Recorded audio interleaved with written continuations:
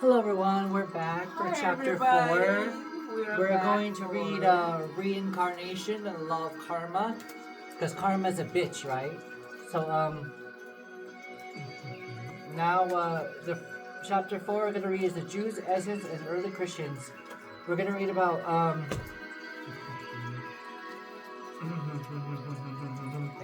Reincarnation and the Law of Karma. Because karma is facing people that are against us right now. But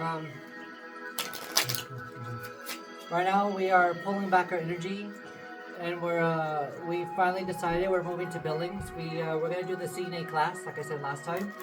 We're gonna do the CNA class, get hired at St. John's University, St. John's Hospital. And if we decide to not stick with nursing, then we're gonna go back into criminal justice, go probably women's prison or probation parole. Yes. And if we don't like that, if it gets too dangerous, then we're going to decide to do counseling. That's why we kept as a backup plan by continuing in psychology and SHU, right? Yes. Backup it's always got to be a backup in your life, because if you keep people stuck in your stagnancy, make them, if you keep being stuck in your life, it's not good. That's why it's always going to have a backup plan, because one job is not going to fulfill you.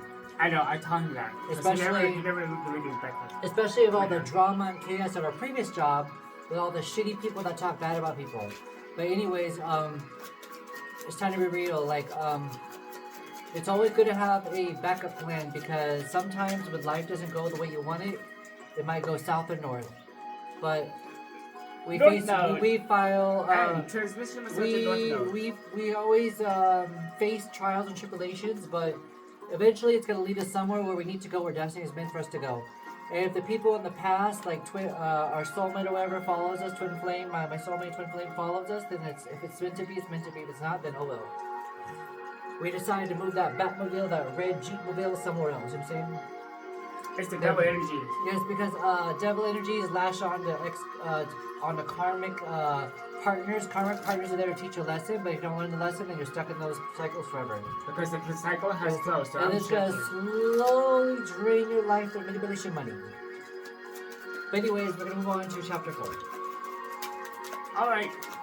So, we're going to go and start. Oh, and this recent... I got an ace! I'm shifting a new start. These people that taught me in my past that taught me to become stronger, helped me be more motivated. Now I know exactly what I'm doing in life. So thank you for the past people that ruined my life. But yes. Okay, we're at chapter 4. Chapter 4: The Jews, Essenes, and early Christians. Ooh, so the Christianity got involved with this karmic reincarnation. I thought they didn't believe in this. Right. Okay. Or whatever. The early Jewish people had an inner teachings which embraced certain ideas concerning reincarnations. Although the masses of the people knew nothing of the doctrines which was reserved in the inner cycles of the few. There is much dispute concerning the early beliefs of the Jewish peoples regarding the important immortalities of the souls. The vast authority seems to agree that the early beliefs were very crude and infinite, consisting principally of the general's beliefs that after death the souls of the gatherers are gathered to the dark place called Sheol, where they dwell in the consciousness sleep. It will be noted that the earlier book of the Old Testament had very little to say on this subject. Gradually, however, there may be notices that one's belief in certain states of the departed souls, and in this the Jews were undoubtedly influenced by the conceptions of the peoples of other lands with whom they came in concept. The Jordanian and Egypt must be exert and important influences of them, particularly the educational status of the race, of which, however, there were but few, owing the conditions in which they were kept in boundsmen of the Egyptians. Moses, however, owing the education and training among the Egyptian priestess, must have been fully initiated to the mysteries of the lands, and the Jewish legends would indicate that he formed the inner cycles of the priesthood of his people, and after they escaped from Egypt, they doubtless instructed them fully in the occult doctrines, which, however, were to evidence the complicated for preaching to the mass of ignorant people, of which the Jewish race of that time was composed. Here.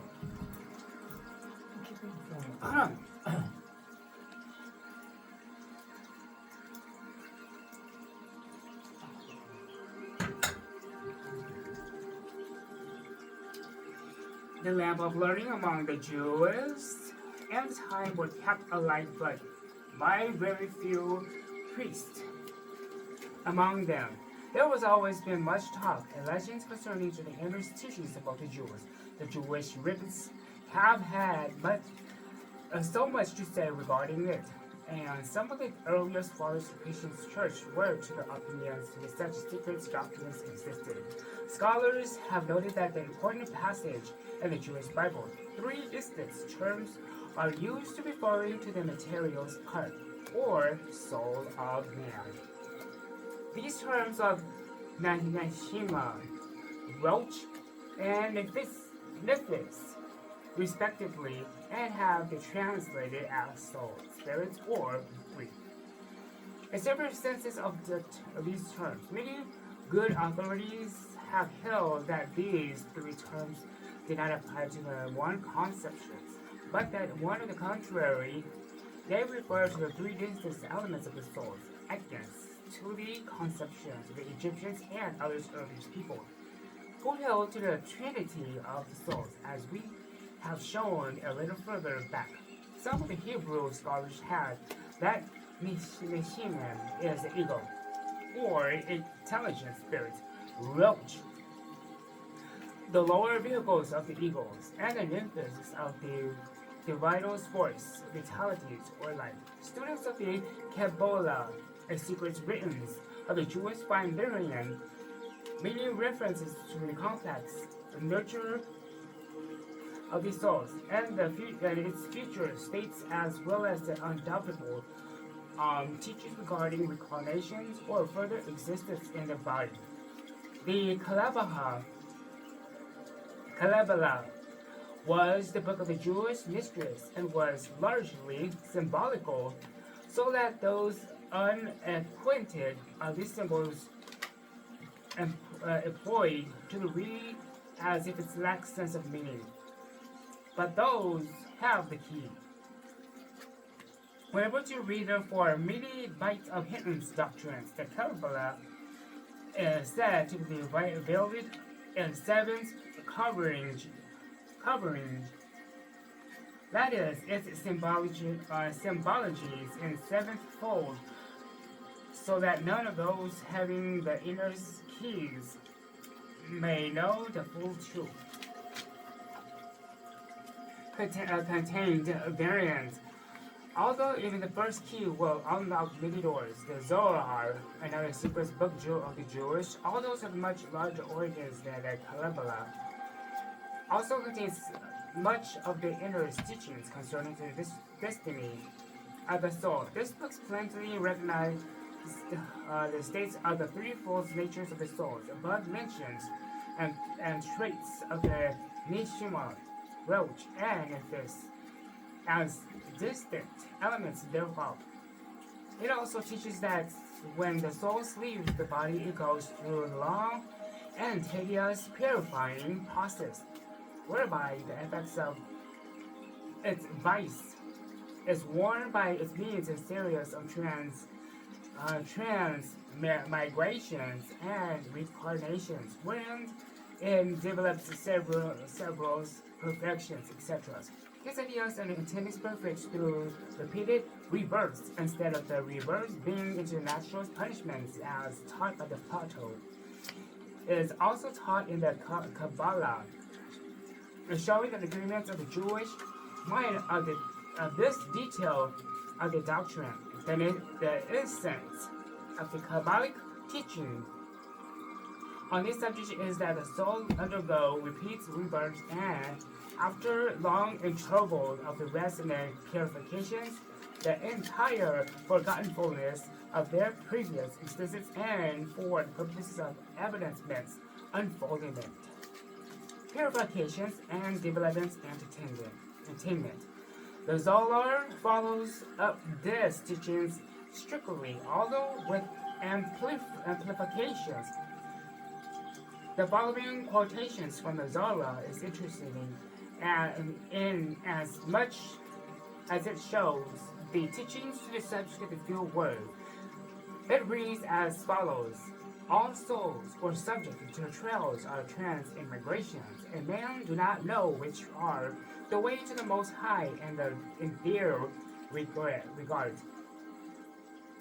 They do not know how many transformations and mysterious trials they must undergo, how many souls and spirits come into this world without returning to the palace of the divine king.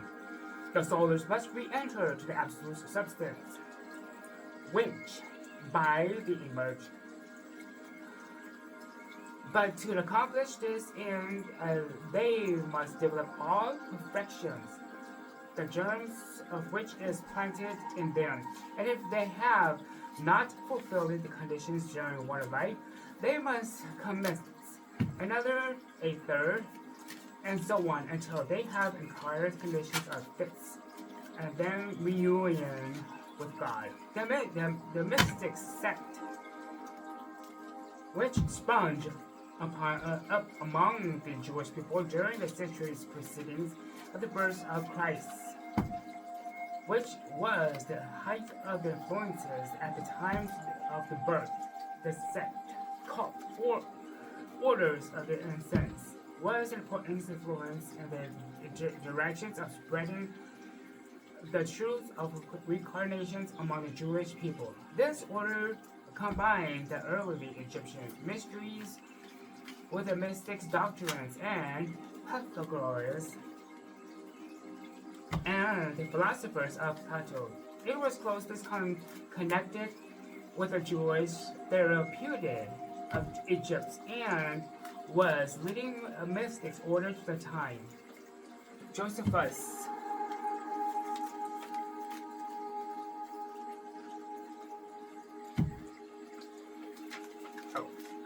Josephus, the eminent Jewish historian, rewriting the Essenes says, the opinions obtained among this that bodies indeed or corrupted and matters of them not terminated, but that the souls continue exempt from death forever, and that emanating from the most subtle, either they were unfolded, and by these as persons in which they were drawn by some natural spell.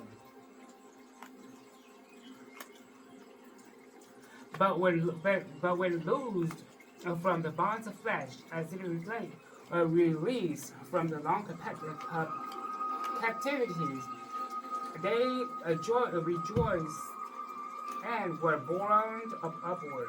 And the new International Egyptian Media Encyclopedia will be founded in the instructions articles on incense, in which it is stated that among the incense there was included certain views entertained regarding the origins, presence of the states, and further destinies from the souls, which was held to the pre-existence being entrapped by the bodies of as a present, etc.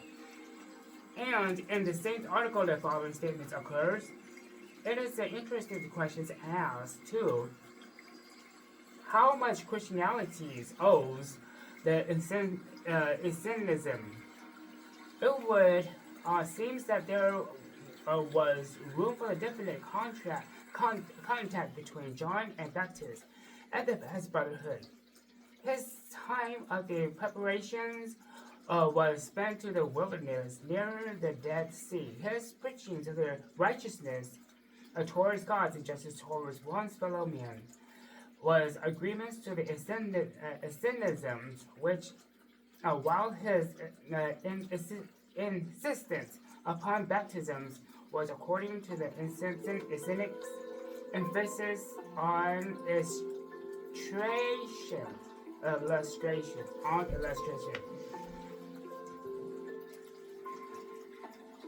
In this very conservative statements of the Shons and the limited connections between the Essenes of early Christianity, though John and Baptist. Some hold that Jesus had to still closer relationship to the Essenes and allied mystic orders, but we shall not insist upon this point, as it lies outside of the ordinary channels of the historical formations. There is no doubt, however, that the Essenes, who had such a strong influence of the early Christian church, were closely allied to other mystic organizations with whom they agreed to the fundamental doctrines, notably that of the Reincarnation. And so we have brought to the stories down to the early Christian church, at which point we will continue it. We have left the phase of the subjects and which pertains to Indians to separate considerations for India. The doctrines has the principles home in all ages, and the subjects that in that phase require social treatment. There was the inner doctrine in the early Christian church seems to be well established, and that part of the doctrines consisted in the teachings of pre-existence of the souls and some forms of rebirth and reincarnation seems quite reasonable to those who have made studies of the subject. There is a consistent references of these mysteries in the inner teachings, and although the epistles, particularly those of Paul and the writings of the early Christian fathers, are filed with references to the secret doctrines. In the earlier centuries of the church era, frequent references are found to have been made to the mysteries of Jesus, and that there were and inner cycles of the evidence Christians devoted to mysticisms and little known doctrines still can be no doubt. Celsus attacked the earlier church, alleging that it was a secret organization which taught the truth of the science field, while it passed on to the multitude only to the crumbs of the half-truth, and popular teachings, values of the truth. Origins, a pupil of Saint Clement, answering Celsus, stating that while it was true that there were inner teachings in the Christian church that were not revealed to the populace, still the church in following and practices were but adhering to the established customs of all philosophies and religions, which gave the esoterics truth only to those who were ready to receive them. At the same time, giving to the general masses, following to the exoterics or outer teachings, which were all they could understand and assimilate, or other things that this implied. Origin says that there should be certain doctrines not made known to the multitudes, which are devilish, divulged after the exoterics once have been taught. It is not a peculiarities of Christianities alone, but also the philosophic systems in which certain truths of the exoterics of others esoteric.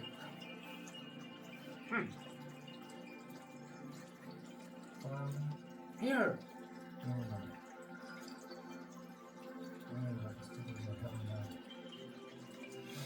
Where is it?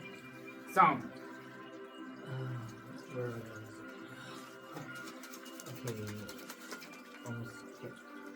So, some of the followers of the Pythagoras were content with this Dixit with others are taught in a secret of doctrines which were not deemed fit to be communicated to profane and sufficiently prepared ears.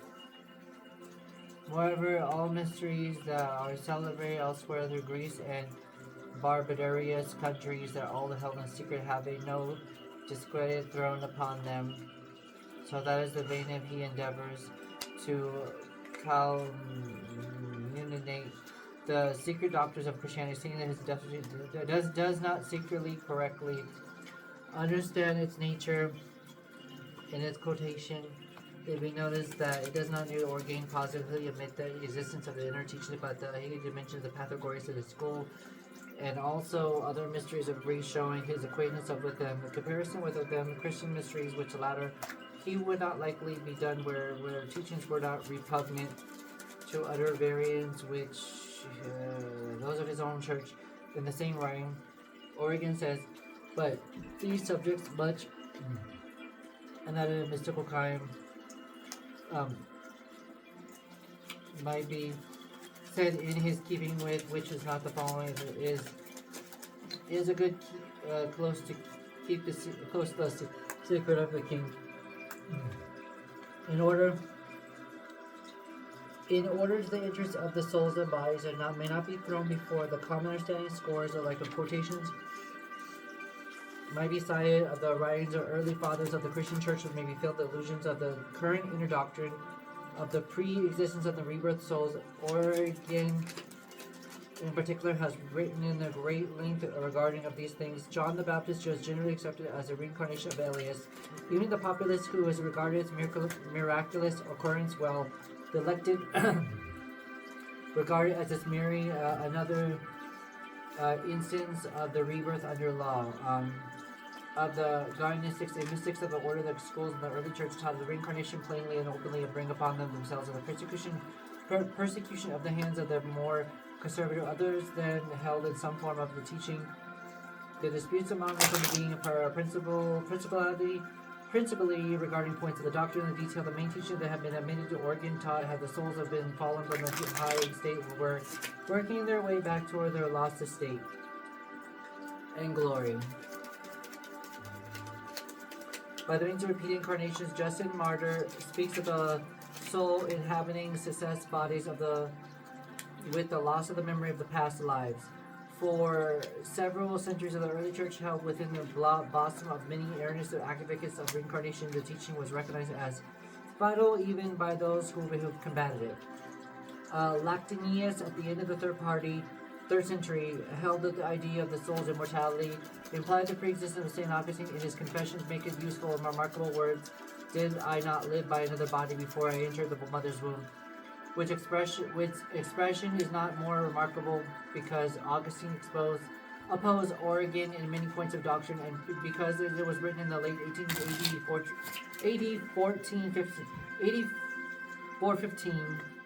The various church councils, however, frowned upon the outcroppings of the doctrine of the reincarnation. They influenced those who arose to the power of the church, who was directed against the heresy.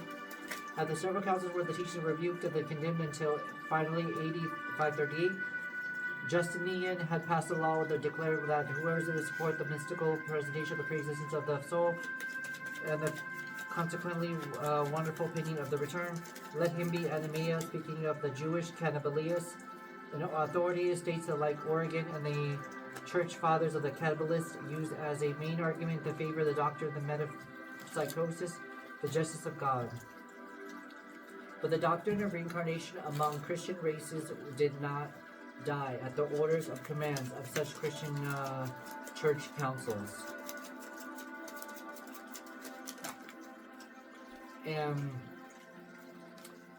Smoldering under the blanket of opposition and persecution, it kept alive until once more it could lift its flame until heaven. And it's during its suppression, the careful student, there may be little flickers of the flame, little writhings of the smoke escaping here and there, veiled in mystic phrasing and trimmed in the poetic figure. Many allusions may be seen among the writings of the centuries. During the past 200 years, the revival in subjects of the constant, until at the cost of 19th century and the beginning of the 20th century, we once find the doctrine openly preached and taught thousands of eagers of listeners and secretly held even more many Orthodox Christians. Okay, that's the end of chapter 4, which is the Jews' essence of early Christians, the Quadradacha. Now we're going to start on chapter 5, the Hindus, tomorrow, and we will Quadradacha you next time.